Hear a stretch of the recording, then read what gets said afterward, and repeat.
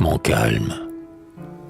Le front nimbé des purs rayons de la fierté, le torse débordant de la sève féconde, qui gonfle les rameaux de l'arbre à liberté.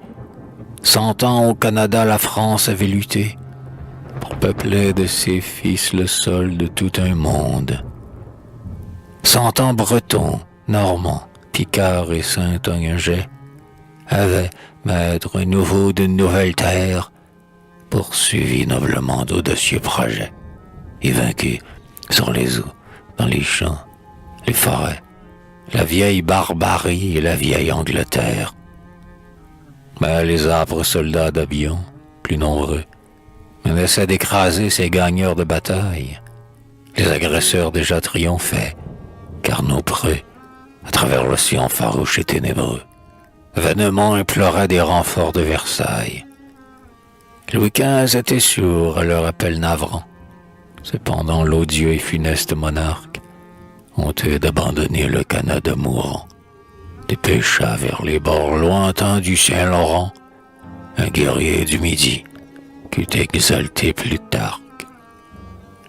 Et Montcalm traversa l'Atlantique écumeux, le paladin, épris des héros de Corneille, fidèle au souverain, fier d'ancêtres fameux, dès sa jeunesse avait, intrépide comme eux, accompli des exploits dont l'esprit s'émerveille.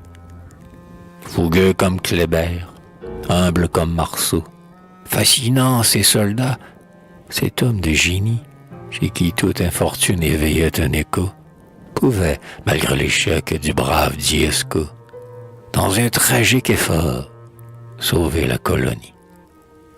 Et dans la paix des bois, il captive le cœur des farouches Indiens. Il noue une alliance capable d'endiguer le flot spoliateur. Tous les bras sont tendus vers le libérateur qui promet le salut de la Nouvelle-France.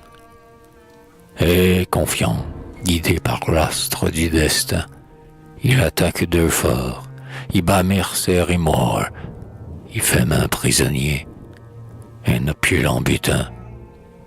Chouaguan et William Henry diront sans fin le prodige que c'est enfanter la bravoure. À Père Crombie, l'audace au front, l'épée au clair, sur Carillon cerné bientôt se précipite. Jamais le fier Montcalm n'a paru aussi fier. 6 heures il affronte un ouragan de fer. Et, le soir, les couleurs anglaises sont en fuite. Un long tadum fait répéter aux échos que par les francs, Dieu frappe encore par l'histoire. Et l'ange du pays vient baiser nos drapeaux et couvrir de lauriers plus brillants et plus beaux nos preux livres de joie et tout chargés de gloire.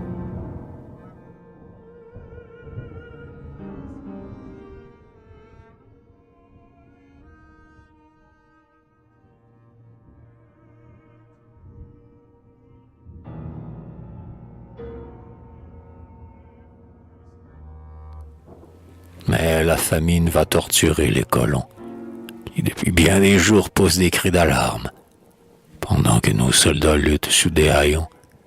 Vergor et Bigot font danser les millions sur la place du sang de la patrie en larmes.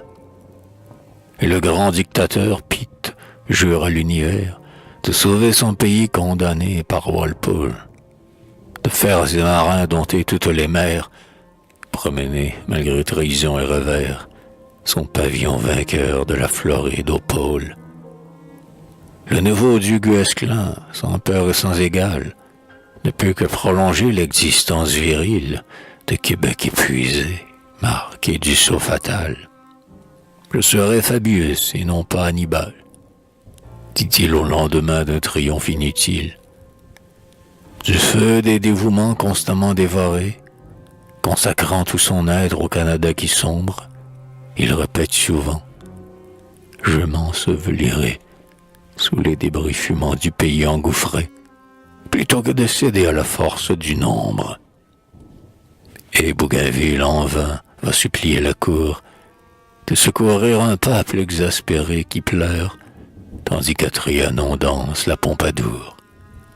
Montcalm abandonné doit, il a dit un jour, du suprême désastre, entendre sonner l'heure.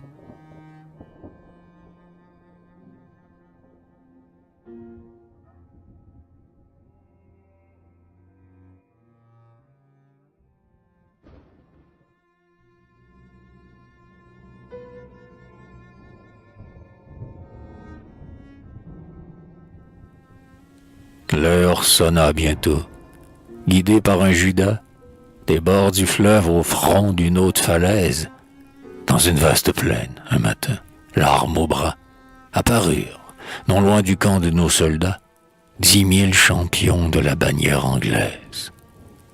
Le fier marquis courut, suivi de ses héros, du grand Wolfe attaquer la phalange homérique. Oh, qui pourra chanter sur des rythmes nouveaux la bravoure et l'élan des bataillons rivaux qui devaient décider du sort de l'Amérique? Le combat fut aussi meurtrier qu'inégal. Le souffle des lions gonflait chaque poitrine. Montcalm périt, les reins percés du fer brutal.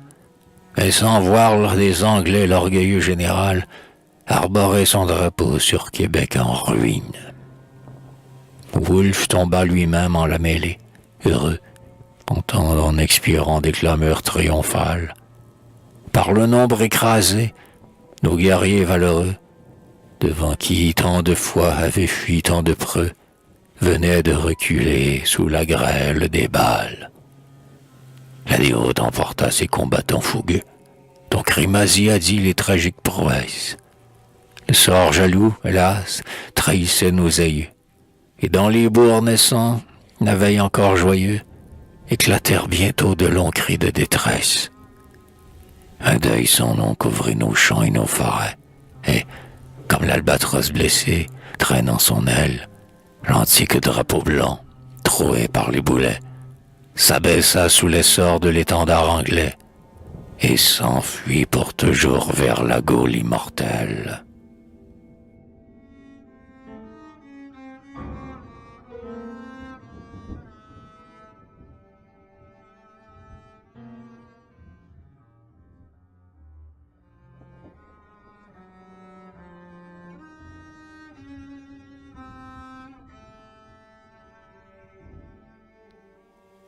Plus d'un siècle a passé sur Québec grandissant, depuis l'Euro, ployant sous la désespérance, qui torturait un peuple à peine adolescent. Nos pères, noirs de poudre, immaculés de sang, y virent s'envoler les couleurs de la France. Plus d'un siècle a passé, mais toujours sous nos cieux, nous vénérons Montcalm, nous chérissons la race, dont sortit ce vaincu superbe et glorieux, pour nous son souvenir vivace et radieux auprès du conquérant asservi de cuirasse. Montcalm, mort, peut encore rappeler aux vainqueurs que les vrais Canadiens s'entendent dans leur artère. Le sang qui 50 ans fit battre son grand cœur sont dignes de marcher au chemin de l'honneur, à côté des enfants de la noble Angleterre. Oui, grâce au dévouement de cet audacieux, sous les plis triomphants du drapeau britannique, nous marchons fièrement et l'espoir dans les yeux. Loyaux, nous conservons le parler gracieux, apporté sur nos bords du fond de l'Armorique. Ouais, Montcalm est toujours couronné du rayon, qui resplendit au front des plus grands capitaines. Et, comme Washington illustra l'Union, sur les 2 continents l'homme de Carillon sut immortaliser les plages canadiennes. Du pays du Condor au pays de l'Eider, sous la solive brute et la voûte idéale, son nom de patricien, harmonieux et clair, brille de la splendeur que dans les nuits d'hiver déroule en notre ciel l'aurore boréale.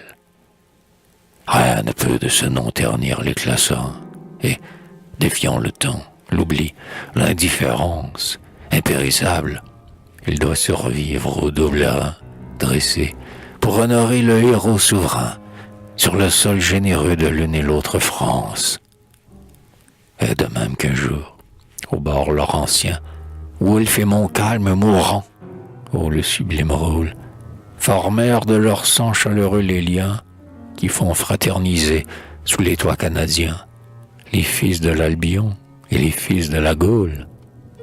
De même, en érigeant les monuments jumeaux qui diront la valeur du paladin stoïque, tombé comme le grand Roland en Roncevaux, nous avons pour toujours unis de nœuds loyaux les Francs de l'Ancien Monde aux Francs de l'Amérique.